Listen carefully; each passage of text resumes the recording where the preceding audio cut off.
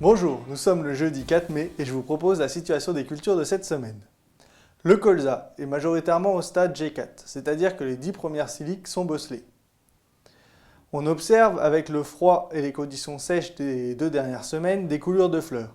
Ces coulures vont être compensées généralement par les fleurs des hampes secondaires.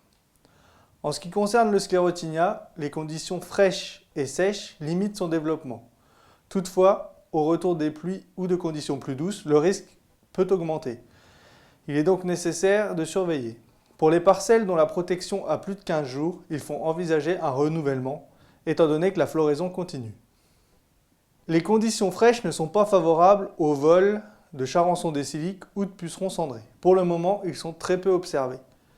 Si les températures remontent, il faudra surveiller en priorité les bords de parcelles, puisque c'est par là que le charançon arrive. Les pois protéagineux sont au stade 5 à 9 étages foliaires.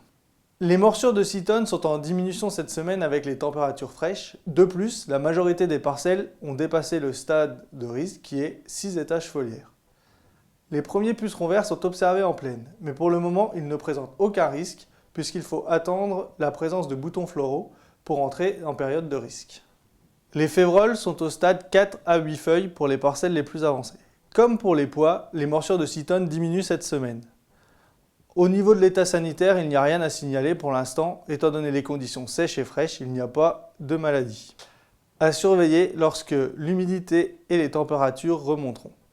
En ce qui concerne les maïs, la majorité des parcelles ne sont encore pas levées. Seuls les semis les plus précoces autour du 10 avril sont déjà levés. On observe des pertes de feuilles dues au gel de la semaine dernière. Cependant, on n'observe pas de perte de pied puisque de nouvelles feuilles bien vertes sont en train de sortir. Il n'y a donc normalement pas de perte de pied sauf cas exceptionnel. On observe quelques dégâts d'oiseaux, mais de façon très mineure. À surveiller tout de même, surtout si les levées sont difficiles et longues.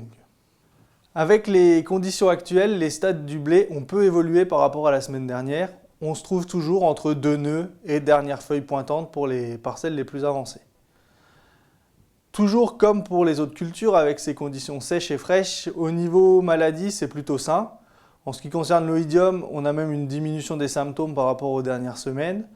On en observe toujours sur les variétés les plus sensibles, comme Bergamo ou Rubisco, mais les symptômes sont quand même en diminution. En ce qui concerne la septoriose, quasiment toutes les parcelles sont maintenant au stade de sensibilité, puisqu'ils commencent à 2 nœuds. Pour le moment, on observe très peu de symptômes. Seules les variétés sensibles, qui sont bien connues comme trapèze ou terroir, atteignent maintenant les seuils de nuisibilité, qui sont pour les variétés sensibles 20% des feuilles touchées sur les 3 dernières feuilles, et pour les variétés tolérantes, 50% sur les 3 dernières feuilles. Pour le moment, vraiment, il y a peu de maladies. Bien sûr, cette maladie est à surveiller tout au long du cycle, et les symptômes risquent d'augmenter si la pluie se confirme et que les températures remontent. Donc pour le moment, pas d'intervention, mais à surveiller dès le retour de conditions plus favorables aux maladies. Pour la rouille jaune, elle est très peu présente en plaine. On observe parfois quelques foyers sur les variétés les plus sensibles, comme trapèze ou alésie, mais vraiment de manière marginale. Les orges d'hiver sont majoritairement au stade gonflement à début épiaison. Comme pour les autres cultures, les maladies sont bloquées par le sec et le froid, donc le développement est assez limité. Au niveau des interventions, il faut réaliser le dernier fongicide et surtout le régulateur contre la casse du col de l'épi, qui doit être réalisé avant la sortie des premières barbes. Donc c'est souvent un peu tard pour les parcelles les plus précoces, et sinon pour les autres il est encore temps de le faire si ce n'a pas été fait. Donc les orges de printemps sont au stade fin talage à épi 1 cm pour la majorité des parcelles. On observe quelques symptômes d'oïdium dans les terres séchantes, mais pour le moment ça ne représente pas de risque puisqu'on n'est pas encore tout à fait au stade sensible.